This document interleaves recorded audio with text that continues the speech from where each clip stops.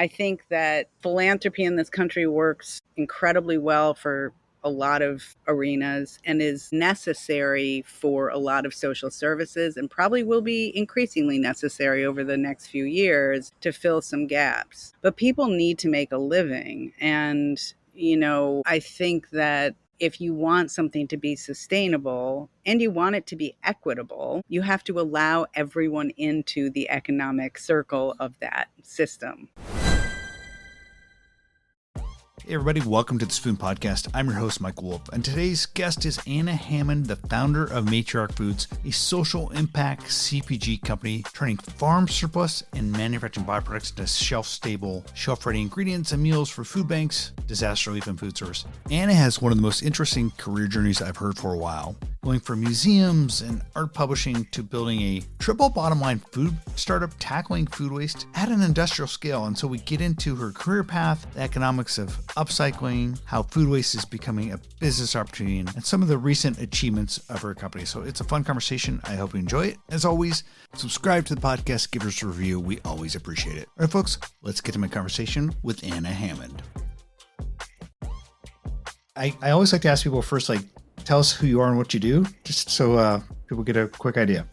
I'm Anna Hammond, and I'm the founder of Matriarch Foods. And Matriarch is an environmental impact food company. We upcycle farm surplus and byproducts from manufacturing into ingredients, products for food service. We have a small retail line. And most recently, we launched a channel specifically for food banks and disaster relief. It's so interesting to see how people make their way into food. This was not your first industry. You went to school for maybe as a art major, history major. You worked in that world for a long time. And then I think Matriarch was maybe your first food company. Yeah, Matriarch's actually my first business. Okay. I got, a number of degrees, South Asian language and civilization, archaeology, and a fine arts degree. And I spent most of my first career years, but many of them, 20, a little more than 20, working in museums and art book publishing. But the last museum job I had was really building a program at Yale University that was to utilize the collection across disciplines at the university.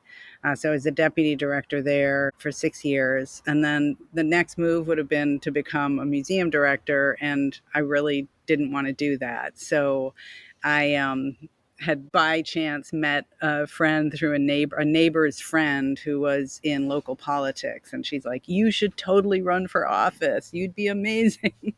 So long story, I ended up working as a speechwriter for the Rockland County Legislature for a year and kind of learned how local politics works. And also that probably wasn't the place for me. But I did get involved working with a group of farmers. It was a project that the chair had been wanting to work on for many years, but just hadn't had the bandwidth. And there was a group of farmers, sort of a couple of fourth and fifth generation farmers from the county, and then what I call sort of new wave farmers, younger people who really want to go back to the land, take it super seriously. And they were trying to get a piece of legislation passed to be able to use county land to grow food for the community. And so we worked on that piece of legislation, established the Rockland County Farm Alliance, and that's kind of how I got into the food space in a really deep way. And, and the concerns of the community around fresh and healthy food, and also farmers, challenges for farmers in terms of land access. So right after that, I ended up getting a job as the first executive director for a program called the Sylvia Center, also in New York City. But it was a program that was started by a woman who owns one of the largest catering companies in New York. And she had bought a farm outside of New York to grow food for her catering company, but also wanted to have some kind of children's program. And we met again, also sort of through a strange bunch of introductions. That's the way it often works, right? It seems to, but we really hit it off. And since I had quite a bit of experience, raising money, building boards, building program for the benefit, public benefit. She asked me if I would come and help her kind of build it into something. And I said, sure, for a couple of years, I'll do this thing. anyway, long story, 6 years later, that program was, and continues to be. You talk about the Sylvian Center. Was that to feed Yeah. food insecure children, or? Yeah, so the program ended up being, or we designed it to be, a healthy eating program for youth and families, and Mm, basically it was basic cooking skills, mm, for eating healthy food on a budget. And basically the premise is that if you don't know how to cook and you're living on a budget, very hard to eat healthy food in a regular way. And that led to a lot of relationships with farmers in Columbia County, and also, understanding in a deeper way needs of food access issues, farmer issues around new markets, and then of course all the data that was really starting to come out then about 7 years ago now on the negative impact that food waste has on global warming. So I was just like, there's a business here that could solve these yeah, three yeah. issues that also has deep purpose that's related to things that a lot of people care about. And so that was the beginning. Sort of how that was the weird career path to this. You talked about how you had all this experience raising money, etc. So you were able to transfer a lot of these skills you built in the world of art to the world of food. Yeah. I mean, I think, the fundraising I did in the art world was really around program Mm-hmm. and creating greater access to great program for young people to understand the value of looking carefully at beautiful things or ugly Mm, things. I mean, not all art is beautiful, but just yeah, kind of deep observation. And so, those are skills that really help anyone in any kind of thing that they're going to do in their life, is like attention to detail and looking carefully for and sure, using for sure. your eyes and your senses. So when you love something, it's pretty easy to raise money, actually. And it's like you have a reason, it's clear, you can articulate that really well. And I think both, art and food are things that people care a lot about in different, for different ways, but they're also, sustenance. There's mental sustenance and physical sustenance, and then the sustenance that touches both of those parts of living. Well, you had almost reached the apex of the world of art curation and I guess museums. Why did you step off that and move into food? Did you find that apex that maybe you had originally in mind wasn't going to be satisfying, and you look for more meaning? Yeah, I mean, I think the work I did in the art world was really about creating greater access to, visual learning and experience for more people. Mm, And being a sure. museum director can be programmatic, but mostly it's administrative and Mm, financial. And so for me, that really wasn't that appealing. Like I wasn't like, I want to build another museum. I really yeah. wanted to be connected to people and sort of creating greater experiences. And so I think that really was, it felt like a natural transition to me. When people look at my background, they're like, what? How does that connect? But it does, in terms of also skills. And I think the other thing is that, having worked in the nonprofit world for such a long time, and then going into, A, startup mode, but B, a social enterprise, this is a business, but it's a triple bottom line business. You apply a lot of the same skills. You have to really be good with money. You have to really be tight on money. You have to be very clear with what you're doing. You have to know as much what not to do, or decide as much what not to do as what to do. And so actually, even though it was my first business, um, the skills really transferred. It's so interesting. Like in my world where I've, worked in media and kind of tech, I've seen a lot of my, I guess, cohorts like Malco I worked with eventually move into the path of being like a venture capitalist. And we've seen a lot of people who do the same thing. Like, I always thought like, God, do I, would venture capital be a way I want to go? Do I want to just spend all my time asking people for money? Like, it's like, what do I like, I feel like that's what a museum curator building a museum would be like, just sitting and just doing meetings just so you can ask people to sign you checks. And this sounds kind of miserable to me, quite honestly. I mean, there's all of these things have value. Yeah. There's Yeah. Yeah. Yeah. someone needed in all of that position, but it's just, I think for me personally, to sustain a career arc, I think of life as really a series of projects. And, how can I make the world a better place in literally For sure. anything I do? And so that it just felt like a really natural transition. And when I look at Matriarch, it's such an interesting company that like you're doing what looks like delicious food, but there is this meaning to it. It's a social enterprise, and that you are trying to, like you said, you became aware of how much CO2 food waste adds into the world, and it's a bad thing. And how could we take that and maybe actually make delicious food out of it? So, when did you get this idea to create this social enterprise slash CPG food company? I mean, it really was, during my time as the executive director for the Sylvia Center. Okay. We were working with, young kids and their families in public housing. So a lot of people with diet related illness and very little access to healthy food. And then also, in a farmer community where a lot of, there's successful farmers, of course, but, it's CSA or farmers market. And there's just so much food that doesn't get used because by the time it gets to market, it's too ripe, or for all the reasons we now know, from a data perspective, like why there's so much farm loss, food loss in general. And then having this other data point again, like it's very scientifically driven. The business is all of that impact, and so being able to solve for those three issues simultaneously really felt compelling. And also obviously like in conversation with advisors, in the early days, people who I was seeking out to be mentors, really felt that there was a there. It was also the right time. I think that's the other thing. Often with businesses, people have a fantastic idea, but it's too early, or you're too late, or whatever it is. It And happens so often. yeah, this is very much like right time, right place, right people, you know, even despite what's going on politically now, still like a huge movement toward climate friendly food. Um, and, so we can talk about that too, like what's going on now and how that affects everything. But yeah, so it really just made sense. And I think, my first visit to a fresh cut facility and seeing how much byproduct there was that is simply great food that can be made Mm-hmm. into the most obvious thing, like, our first product, which is a vegetable broth concentrate, just despite all the complexity of making that reality, from a compliance perspective and food safety perspective, and bringing people along to do something different in a giant factory, no, there was no straight shot to any of it. It just has always been a very like practical business in terms of what we're doing. And so that just feels straightforward to me.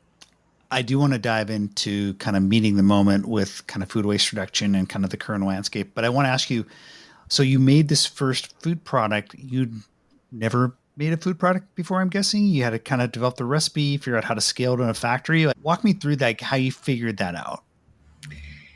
Yeah, I mean, I think, one of the skills of being in the nonprofit world or at the level I was is that things work best when you bring lots of different people and their skills together to make something new. And I often talk about what we're doing like, there are many stars in the sky and people create constellations out of them. But if you redrew those constellations, you're still using the same stars, but you're making a different pattern.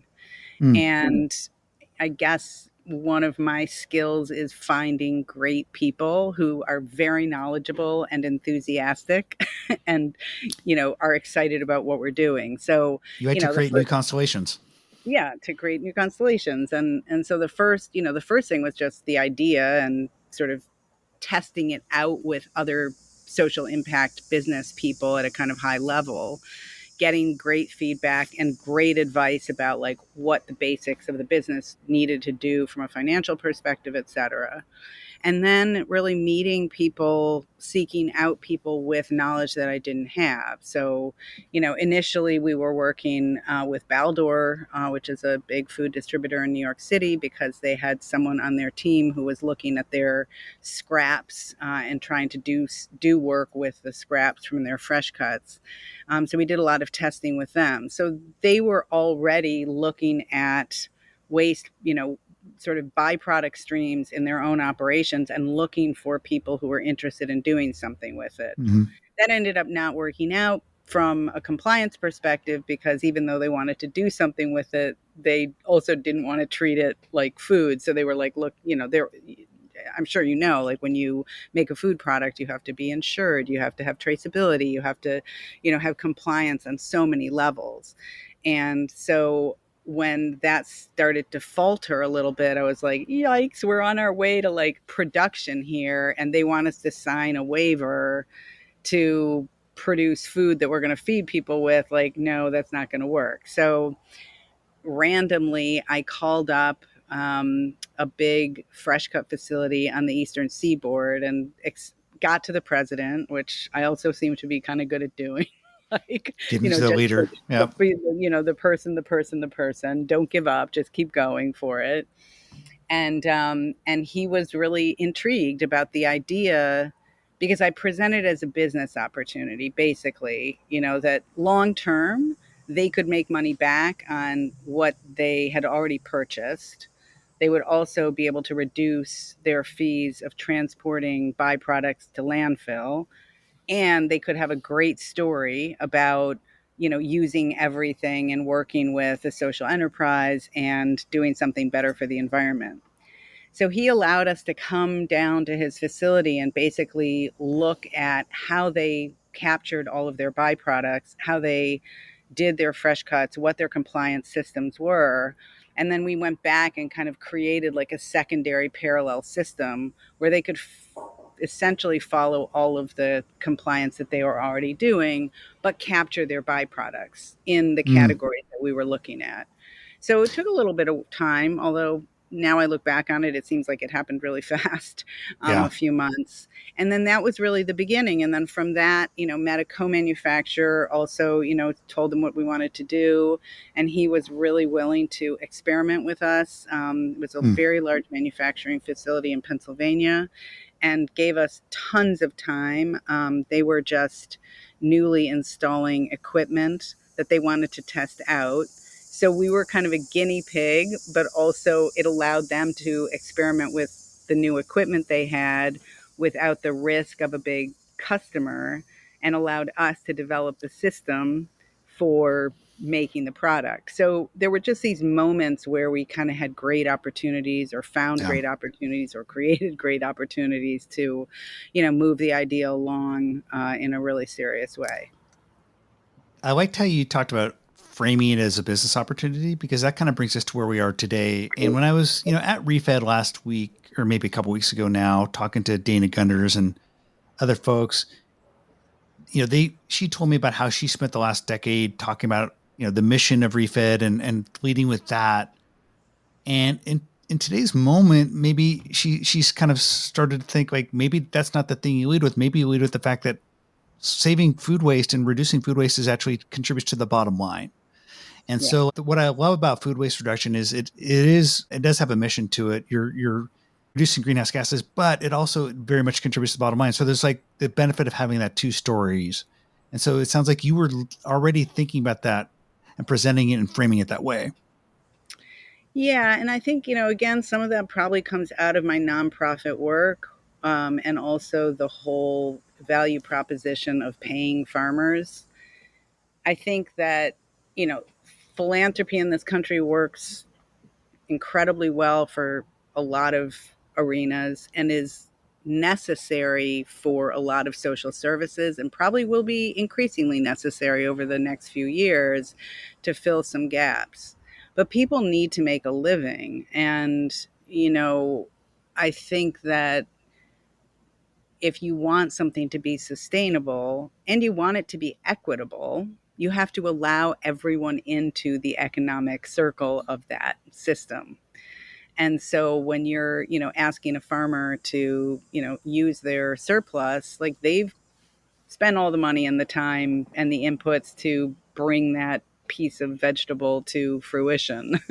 And so paying them some kind of fair price for that, even if it's an off spec or, slightly overripe tomato, is fair and more sustainable. They're more likely to work with you for a long period of time if you're paying them.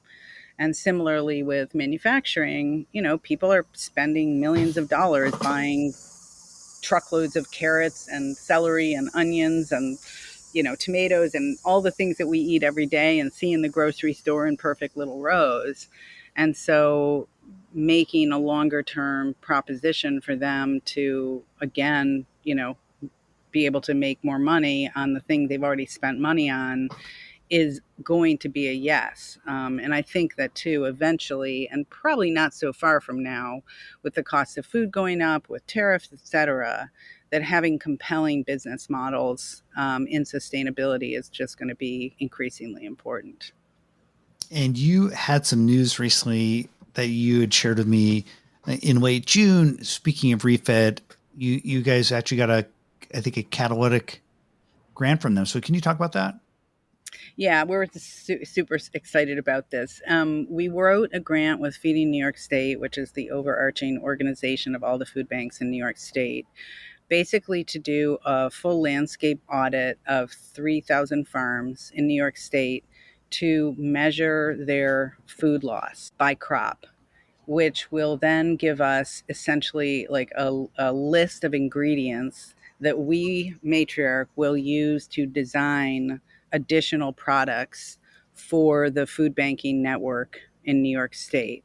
And in New York, there's something called Nourish New York. Different states have different programs that are similar to this, but food banks get money from their states to purchase farm Hmm. farm product that is grown in that state. And if you are making an added value product, that product has to be 51% grown in the state. And it's an approval process through the Department of Ag usually. And so that was our first product that we launched 2 years ago. We designed to that program, and so once we finish this audit, we will have a list of surplus crops and volumes in New York State that we'll design more products for, and we plan on making the system of it publicly accessible for other states to use as well. And it's amazing. I mean, you'd think that everyone would already know like what the volume of their usable farm loss is, but farmers are really busy and they're not measuring, and sometimes they have a crop plan, but they're not Yeah. putting all the data into it. And if you're not selling it, maybe it's not even worth the, amount of time that takes to measure it. So this grant will allow us to work with farmers, pay them for their time and their produce, bring a team of students in, to measure, and then input the data into the World Wildlife Foundation or World Wildlife Fund's global farm loss tool, and that will then create an Hmm. open source data for everyone to use. So this will feed into your growing line of business that you sell into food banks within the New York State market. But how fragile is this world of like you're surveying 3,000 potential sources of food waste?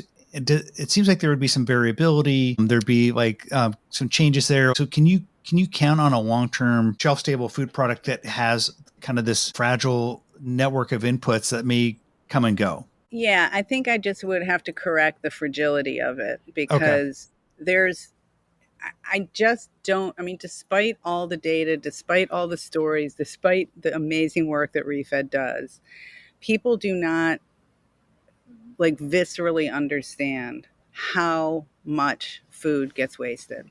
And Hmm. it's for many different reasons, as you know, but 17% of food is wasted in manufacturing. 30 to 40% of food never leaves the farm gate. And that's for spec, it's for cold chain, it's for Yeah. manufacturing, it's for, Yeah. a million reasons. But I hope we run out, Yeah. I if guess we're I should still replace the word yeah. replace the word fragility with variability because I feel like there'd be a lot of variability. Am I wrong there as I well? mean, Or even then, depending on the crop, and of course that's part of this, is like what are the crops where you could sort of use it no matter what? And, beans, for example, always surplus beans. hmm. Um, Okay. Squash, always surplus. Sweet potatoes, sweet potatoes come from, like a tiny little piece to a gigantic one. There's always going to be variability in volume there. So it's not just like every vegetable has this steady stream of surplus that you can count on in any volume. We're going to be narrowing that down to the things that also are especially nutritious, and especially in volume. Where it changes is state to state. And I think that's the interesting thing to look at, actually, because, in New York State, for example, one of the crops we use is sweet potatoes in the current stew. And I would not design the next product to have sweet potatoes from New York State as part of the 51%. There's not that many sweet potatoes grown in New York State. And so for us to get the volume consistently has actually been a little challenging. We have to, make sure that we buy enough in the preceding year and we IQF it against further production. If we were in North Carolina, sweet potatoes would be probably the main ingredient in everything we would always do. So, again, it's like there's geographic variability, but within the geography, there are just certain crops that you're always going to have way too much of. So how do you just feel about the current landscape? Because, a lot of people are kind of feeling with everything changing underneath their feet, the kind of the terra firma is not so firm anymore. How are you kind of dealing with that? And is this just something you are telling your team, like this is just kind of the nature of the kind of the current landscape we're in? How are you dealing with it? In a couple of ways. I mean, first of all, unfortunately, many of the things that are happening now are creating more hunger, and they're going to create more hunger that's going to be devastating. And there is not going to be enough money to feed people. But making products that preserve food is most likely going to be increasingly of interest, because storage for fresh crops is really complex. Like getting people fresh vegetables all the time, much harder than getting added value products. But we also have branched out from the food banking network to support the channel of business. So we're working with Meals on Wheels programs. We're starting to work with some disaster relief programs and programs that are, you know, addressing food insecurity, but food insecurity that's happening for different kinds of reasons. And so there are different types of money available to support those. There's also an increase in food as medicine programs, and we're starting to, look into that as an opportunity. So my hope is that we can grow enough of that business to be able to somewhat subsidize our work with food banks. And we're always, we have blended margins throughout our business. We run our business, we sell certain products to food service, like I said before, ingredients, and all products have different margins. So we're able to, because it is the value of the business to move some of that margin over to, for example, this channel when we want to give a discount because a food bank doesn't have, the $3.50 that we typically charge for a meal. You've been in this food world for a few years now, and you brought over your skill of kind of identifying stars and building new constellations. How would you advise someone who wants to maybe make a jump into either the world of food or mission-based businesses, change careers? You've done it yourself. How would you advise them? I think, the first thing is like have a really strong idea that makes sense. Then develop your first kind of, minimum viable product, like, and go back to that like old school, like MVP. And when you get that, build your budget. The best advice I actually got, which has nothing to do with the mission of the business or anything else, was if you build your budget and you don't have 50% margin when you start, you are not going to be able to create a sustainable business. And, yes, there are a lot of people that go out and, raise millions of dollars of venture capital to blow that into marketing and everything else. But if you want to really be successful from the get-go, make sure there's a product market fit, and you have built your budget to really work. Because, the reason so many businesses or startups go out of business is because they run out of money. And you got to be really willing to be really lean, and also care so much about the thing that you're building that nothing will stop you, That's great advice. Well, Anna, I always appreciate talking to you. We got to know each other a little bit through the Google Food Lab, but been a big fan of what you've been building with Matriarch. So thanks for spending time with us. Thank you. All right, that was my conversation with Anna Hammond. I've gotten to know her through Google Food Lab and enjoy talking to her, so I'm glad she came on the podcast. As always, we appreciate reviews and nice words, so if you want to give us a review in Apple or Spotify, we'd appreciate it. That's it for now. We'll talk to you next week.